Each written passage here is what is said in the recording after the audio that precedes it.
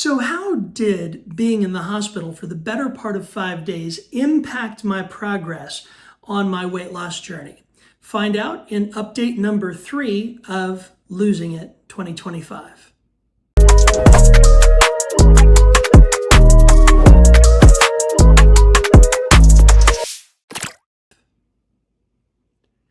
So last week, I had a really high fever. It hit about 103.4 at one point, and I was out sick for several days, home convalescing, sleeping for long periods of time, just resting and recuperating.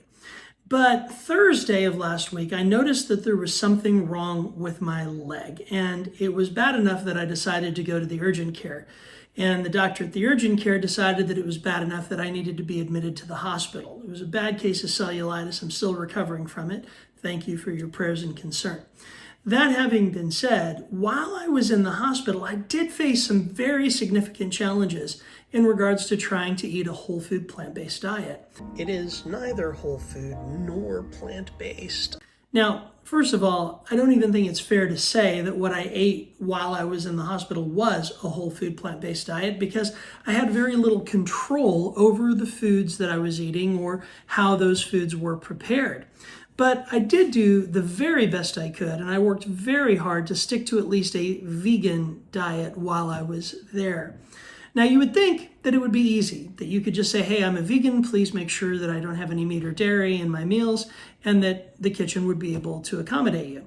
But things being as they are, it didn't go so well. And my designation on my meal plan kept getting changed day to day. One day, I even had an entire meal show up that was nothing but green beans and applesauce, if you know what I'm saying. Literally, just green beans and applesauce. That's all that showed up. Now, that is whole food, plant-based, I suppose. It is vegan at the very least, but to tell you the truth, it's not very filling. So fortunately, my wife and some friends were able to bring up some additional supplies with which I was able to supplement. And if you want to know more about all that, please go back and watch a couple of the videos that I posted earlier this week regarding it. Needless to say, when I was released from the hospital yesterday, I was eager to weigh in this morning and see whether or not I had lost any ground or gained any ground. I'm ready to share the results with you. So here they are. I began this weight loss journey on January 1st at the weight of 335.4 pounds. I am, as of this morning, 309 pounds. That is a weight loss of over 26 pounds in only, about 22, 23 days. It was, according to my Renfo scale, an average weight loss of 1.3 pounds per day. Now, I want to acknowledge something.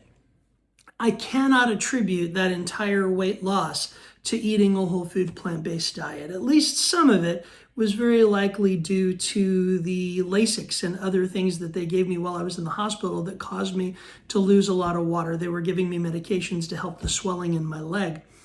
And that was certainly part of that weight loss. So I don't want to give you the impression that going on a whole food plant-based diet is going to help you, average your weight loss of 1.31 pounds per day.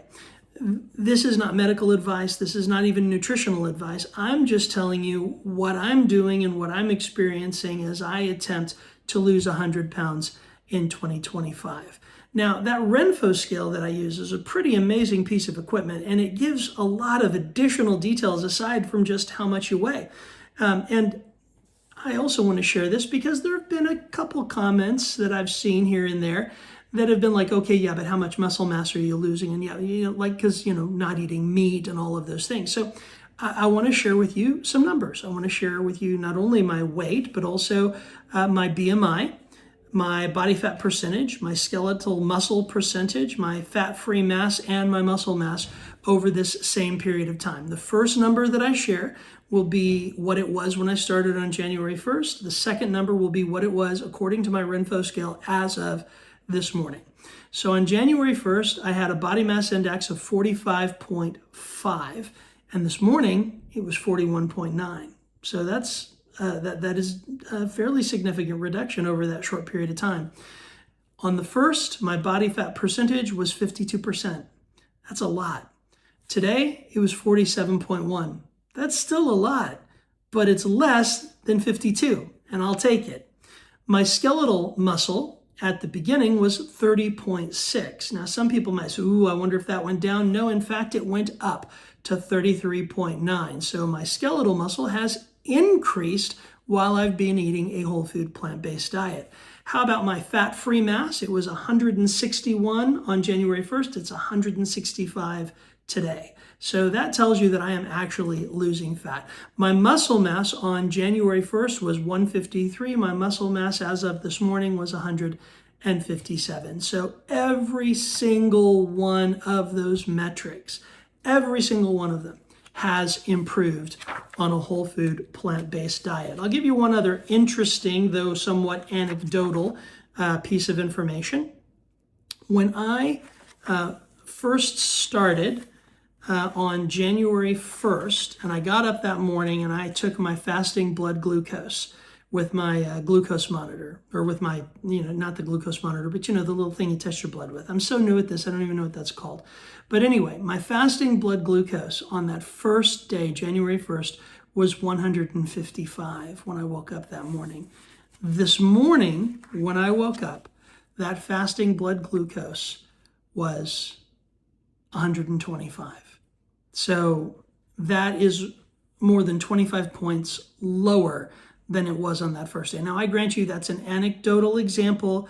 I'd really prefer to do, a statistical analysis and compare, the averages for each week. But I'm pretty pleased with that number. And I have to say that thus far, I'm really pleased with a whole food plant-based diet. I learned during this hospital stay that I may be facing even more serious health challenges than I had originally thought that I was. Type 2 diabetes and hypertension were already, a reality. Now, there are a couple of other things on the table along with them. All of these things together just serving to reinforce the reality that it's time for me to change. It's time for me to turn away from the way that I used to do things and turn to a new way of doing things. And that's what I'm trying to embrace.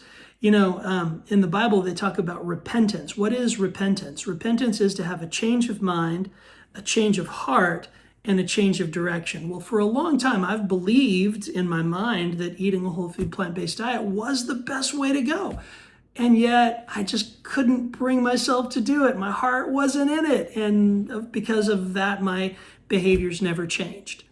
But I've got enough skin in the game now to say, not only do I believe it's the best way to go, but my heart's in it, especially after this week in the hospital. I'll tell you what, just being in a situation where you had almost no control over the food that was being presented to you and trying to stick to this way of eating in spite of those challenges, it really strengthened my resolve.